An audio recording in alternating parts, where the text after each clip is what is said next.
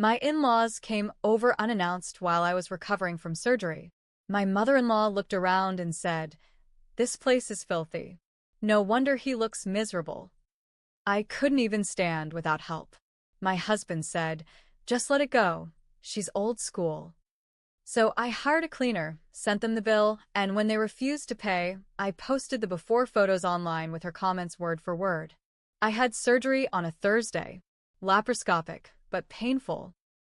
They had to go in through my abdomen and remove some tissue, and even though they said it was minimally invasive, I felt like I'd been hit by a damn truck. I was bleeding, bloated, and couldn't move right. The staples tugged every time I tried to sit up. I couldn't even pee without help the first 2 days. I was out of it. I'm 36 years old. Not old, not young, just in that in-between stage where you know your body well enough to know when it's messed up. My husband Rick is 38. We've been married 6 years, and for the most part, things had been okay. Not amazing, not terrible. He's never been great with conflict, and he's always been weirdly loyal to his mom, but I figured that was just one of those quirks. Everybody has something. But what happened during my recovery made me look at him differently. It made me see everything differently. We live in Kettering, just outside Dayton, Ohio. It's not fancy, but our house is cozy. 2 bedrooms, 1 bathroom, decent-sized backyard. We both work full-time. I'm a dispatcher for a logistics company. Rick works in HVAC. Nothing glamorous, but we do all right. We'd saved up for my surgery, planned every detail, and I was proud of how I got the house in order before going under the knife. I made freezer meals. I did all the laundry. I changed the sheets. I vacuumed. I even bought paper plates, so Rick wouldn't have to do many dishes. I thought I had done everything I could. What I didn't count on was my in-laws. It was my second full day home. I was lying on the couch in the living room, half asleep, drugged out of my mind on pain meds. I had a blanket over me, my heating pad on, and a puke bucket next to the couch just in case. My hair hadn't been washed in days. I was wearing an old t-shirt and adult diapers because getting to the bathroom was still tricky. I heard knocking. I assumed it was a delivery or maybe one of the neighbors dropping something off. I yelled out, "Come in," like a fool. The door opened, and in walked Barbara and Hal, my husband's parents. Barbara looked around like she had just walked into a gas station bathroom. Her nose wrinkled. Her eyes narrowed. "Oh my God, Hal," she said. "Look at this place." Hal, as usual, said nothing. He's more of a shadow than a person. Just stands behind her and nods. Barbara didn't even acknowledge me at first. She walked past the couch, stepped over a small pile of laundry I'd asked Rick to put in the washer, and made a noise like she'd smelled sour milk. "This place is filthy. No wonder he looks miserable." I blinked at her, trying to sit up, but the pain shot through my side like a knife. I couldn't even speak. My mouth was dry. I was sweating. My guts were on fire. Miserable. I finally choked out, "What are you talking about?" Barbara turned to look at me like I'd just spoken out of turn in church. She gave a little tight smile, walked over, and pulled the blanket up over my legs without asking. "Sweetie, you should have had someone come clean before the surgery. This isn't good for Rick. He needs a clean space to relax in." I couldn't believe what I was hearing. I wanted to scream. I wanted to throw something. I had worked my ass off preparing for this. I had done everything I could. I was literally recovering from having my stomach sliced open, and she was walking in here, judging me? She walked into the kitchen, opened a few drawers. Then the fridge. "Oh my God, Hal. There's nothing fresh in here. This is just sad." Hal grunted. That was the only sound he made. I tried to reach for my phone, but it had slid behind the pillow. I just laid there, helpless, while Barbara toured my home like a damn real estate agent judging a foreclosure. She stayed maybe 20 minutes. Didn't offer to help with anything. Didn't ask if I needed water. Didn't even bring food.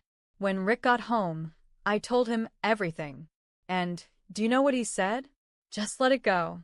She's old school." He chuckled. She doesn't mean anything by it. I stared at him. I had been holding in tears for days. I had smiled through the pain, stayed quiet when I felt like screaming, and now his mother storms in here and calls our house filthy, and his only response is that she's old school? That was the moment I knew. I wasn't letting this go. The next day, I called a local cleaning service. They were expensive, but I didn't care. I told them the truth. I had just had surgery, couldn't clean, and some guests had shown up uninvited and shamed me. The woman on the phone was kind. She didn't say much, but I could tell she got it. 2 cleaners showed up the next morning. They were amazing. They mopped, vacuumed, scrubbed the bathroom, did the dishes, even folded the damn towels. I cried watching them. I felt so embarrassed, but also relieved. It cost $275. Not a crazy amount, but not cheap. I sent the bill to Barbara and Hal. No explanation. Just a simple note. For the cleaning services you clearly expected upon your visit. No reply. 3 days later, I followed up. Barbara texted back. We didn't ask for any services. That's your responsibility. We will not be paying for something we didn't agree to. That was it. No apology. No acknowledgement. So I decided to post the photos.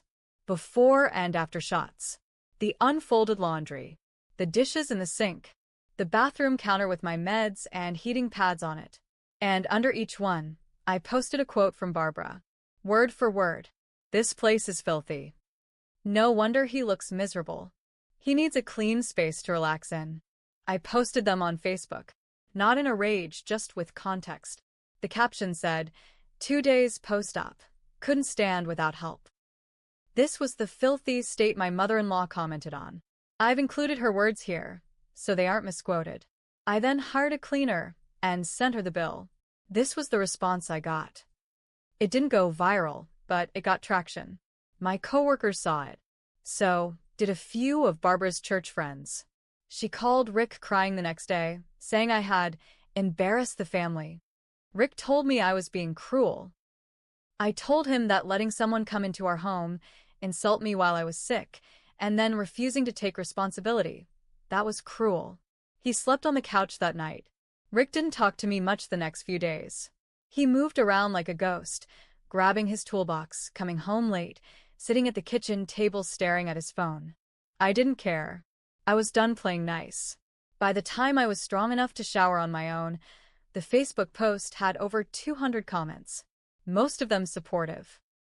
A few of them vague and judgmental, the kind that come from older women who still think airing dirty laundry is worse than being humiliated.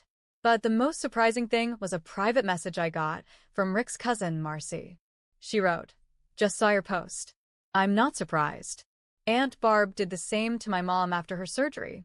Called her lazy and made fun of her weight. You're not alone. She's cruel." That one message lit a fire in me. I wasn't just being sensitive. I wasn't imagining things. Barbara had a pattern. I asked around. Quietly. Talked to Rick's sister, Leah, too. She lives in Toledo and keeps her distance. She said, Mom made me cry at my baby shower. Told me my house was depressing, and my husband looked like he was trapped. I stopped inviting her over after that. So it wasn't just me. This wasn't a one-time slip-up. A week later, Rick sat down next to me, looking all serious. He said, Mom's been getting calls from her church friends. She says she can't go back there until you take that post down. I looked at him dead in the face and asked, "And what do you think?" He shrugged. "Maybe just delete it. It's not worth the drama. You proved your point." I said, "She humiliated me while I was recovering from surgery. She made me feel worthless in my own home. And you're more worried about her reputation at church?" Rick didn't answer.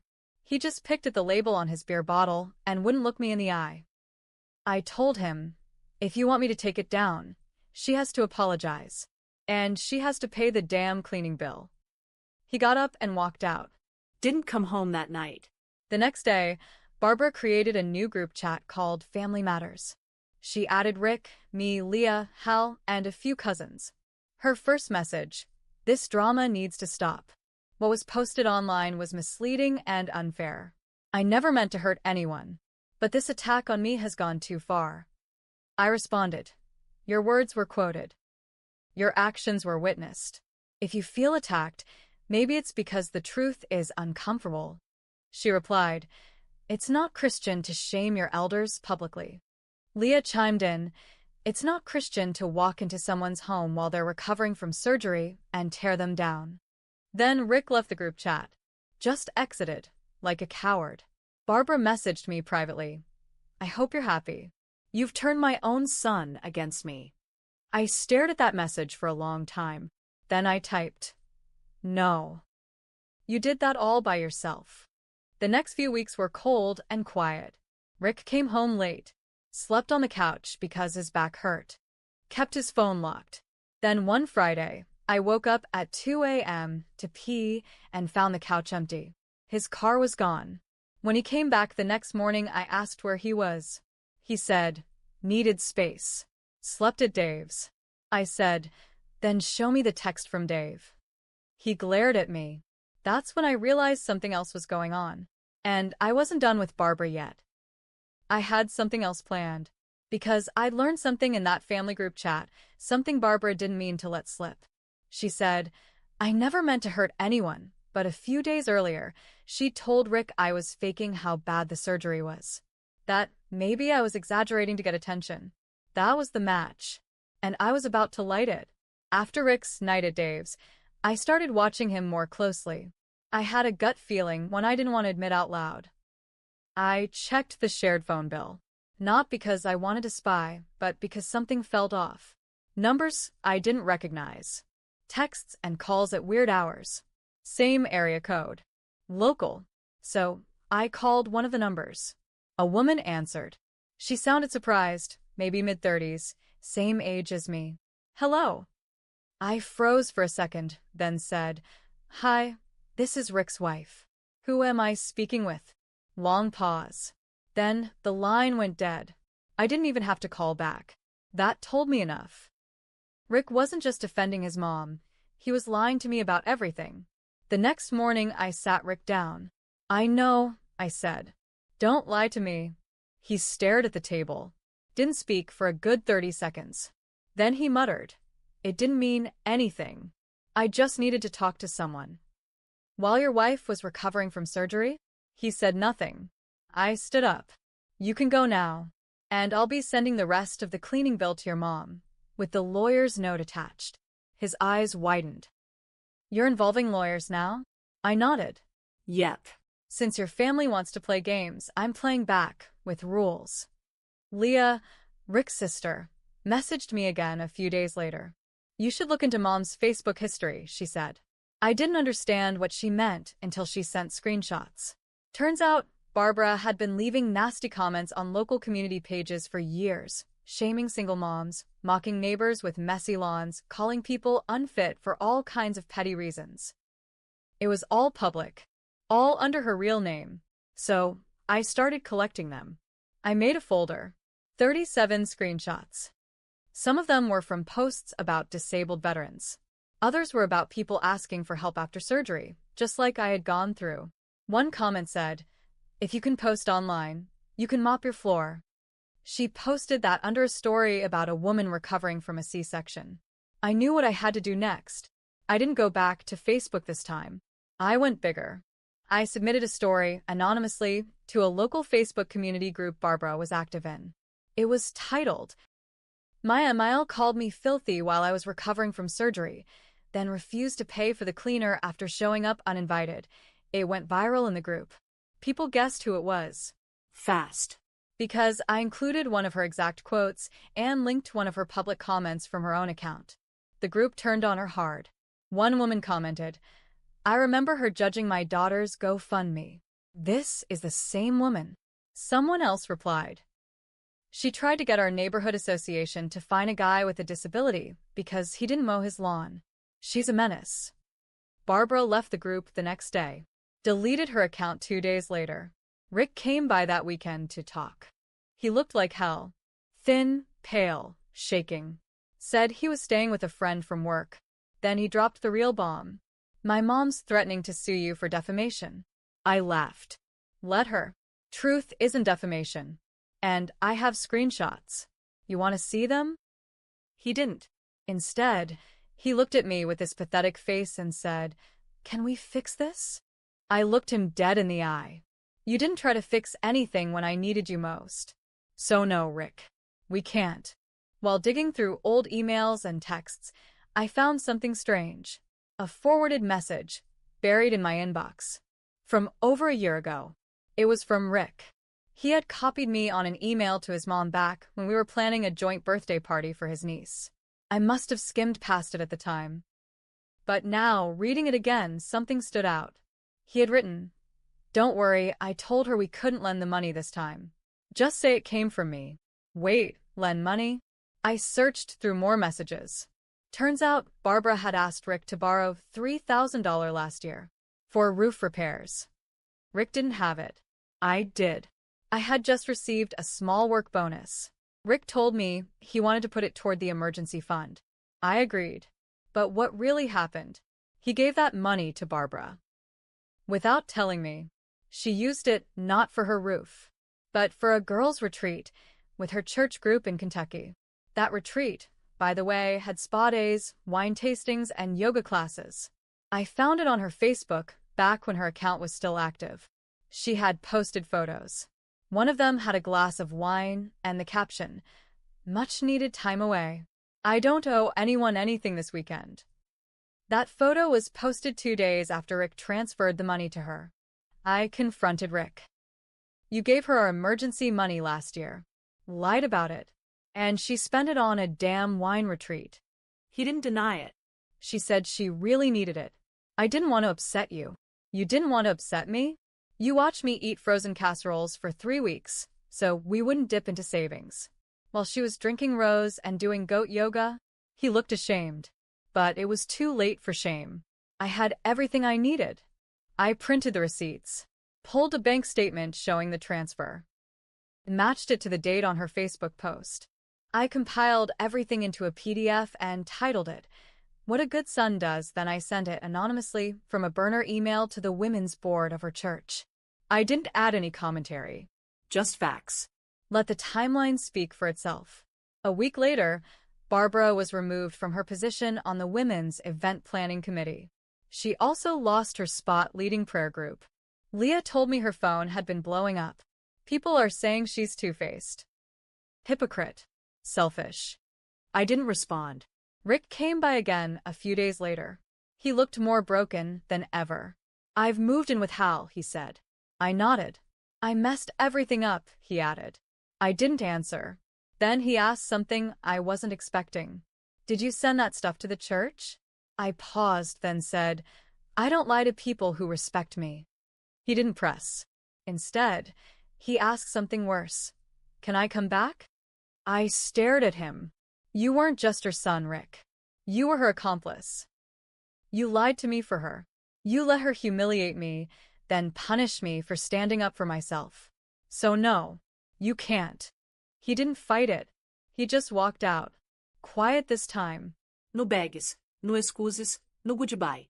Because Barbara had one last card to play. She was planning something. And I could feel it coming. It came quietly at first. A letter in the mailbox. Not handwritten, printed and typed, neat and formal. It was from Barbara. 2 pages long. She didn't apologize. Not once. She explained. She wrote things like, "I was raised to believe the home reflects the woman. Rick was always too soft, and I had to protect him. You embarrass me online, and that can never be undone." Then came the final line. "You may have turned my son against me, but I still know what you did." I didn't understand it at first, but I was about to find out. I used to help out with the local food drive at our community center every month. People I'd known for years, some of them stopped speaking to me. Others gave short nods and turned away. One woman pulled me aside and said, "I don't know what happened between you and Barbara, but maybe next time, handle it privately." Privately? She humiliated me while I couldn't stand without help. And I handled it with facts. But none of that mattered now. Barbara was telling her version of the story. That I had smeared her. That I had used social media as a weapon. That I ruined Rick's life out of pride. She wasn't done with me. She was poisoning the well. Here's where I'll admit something. I didn't stop with the post and the PDF. I also mailed a copy to her church anonymously. And maybe I didn't need to do that. Maybe I had already won. But I was angry. I wanted her to feel humiliated the way I had. I didn't just want an apology. I wanted her to suffer. And I got what I wanted. But the blowback hit me too. People started whispering. My job heard about the post. Someone made a complaint to HR. Said I was cyberbullying a senior citizen. It didn't go anywhere legally, but the damage was there. My boss pulled me aside. I'm not judging your personal life, she said, but keep it off the internet. Rick messaged me out of nowhere one night. Said he'd been laid off. Not fired, just part of company changes. But I knew the truth. He was distracted, missing appointments, losing focus. His whole life was unraveling. He asked if we could meet up. Just talk. I agreed. We met at a diner halfway between our old house and his dad's place. He looked like a man who hadn't slept in weeks. He said, I was a coward. I know that now. I nodded. Let him speak. She used me, he said. Mom. She always did. And I let her. Then he looked me in the eye. And you didn't let anyone use you. Not me. Not her. It sounded like a compliment. But it wasn't. Because what he was really saying was, you fought back. Harder than I ever could. And now you're just as cold as she is. I mailed her one more letter. No return address. No signature. Just a photo. A copy of the hospital discharge paper with the words, 2 days post-op, uninvited. Unforgivable. And a sticky note that read, you made your bed. I never heard from her again. Rick and I divorced. Quietly. No court fights. No screaming. Just paperwork and silence. He didn't fight me on anything. Didn't ask for the house. Didn't even want the furniture. I kept it all. Not out of spite, but because I had built that life. I had cleaned it, fought for it, protected it. Barbara, from what I hear, still goes to a new church.